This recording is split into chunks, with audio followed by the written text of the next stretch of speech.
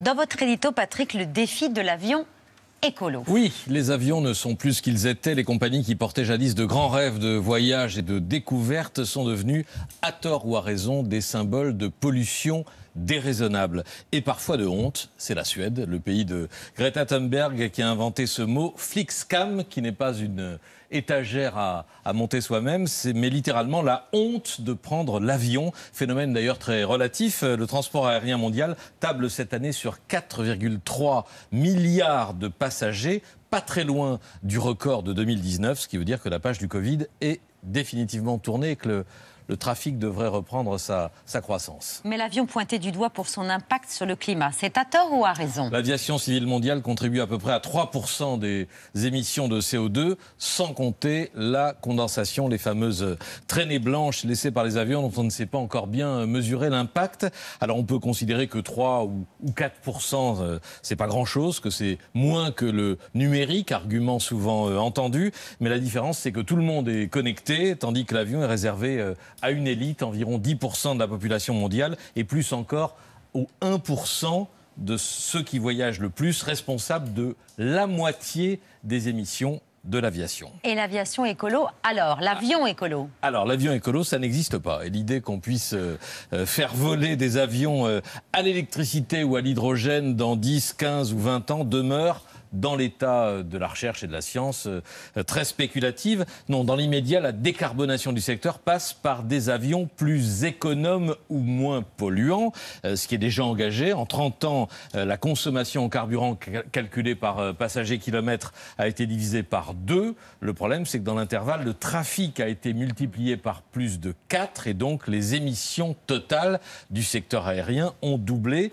Pour les faire baisser, les compagnies misent désormais sur des carburants alternatifs. Des carburants verts issus de sources non fossiles? Voilà, ils sont communément appelés les SAF, Sustainable Aviation Fuels, carburants d'aviation durable, destinés à remplacer une partie du kérosène. Il y a 2 ans, un premier Airbus d'Air France décollait pour Montréal avec dans son réservoir 16% d'huile de friture, avec un substitut de kérosène issu d'huile usagée. Il a fallu collecter les huiles usagées de la restauration rapide, les traiter à l'hydrogène pour les rendre plus résistantes, et voici le résultat. La biomolécule. D'accord. Que nous avons mélangé avec du carburant traditionnel. Type kérosène. Pour donner ce nouveau carburant.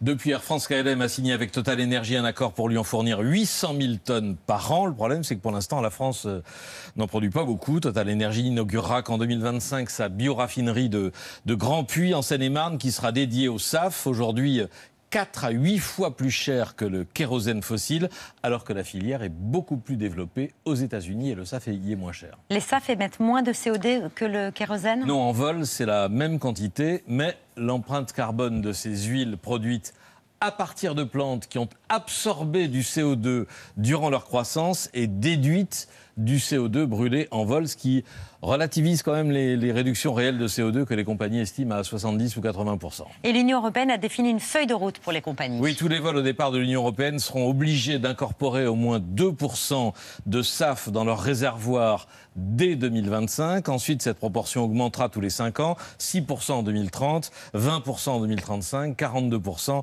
en 2045. Est-ce que c'est tenable? Est-ce que c'est raisonnable? Non, pas vraiment. Celui qui le dit n'est pas n'importe qui, vous allez le reconnaître, vous le connaissez forcément, c'est le patron de Boeing. We have to make sure every next airplane is capable of burning SAF, and that's possible. And then, of course, we've got to get out there in the marketplace. So what can a policymaker do to screw it up? They could tell us that this all has to get done. You have to be 50% SAF by 2035.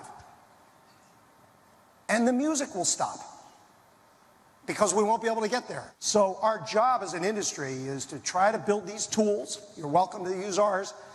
And just begin to educate policymakers on pace. David Calhoun, le patron de Boeing, qui pense, il l'a redit depuis, que les carburants durables ne seront jamais compétitifs face au kérosène fossile, et donc qui laisse entendre que l'avion écolo est un mirage.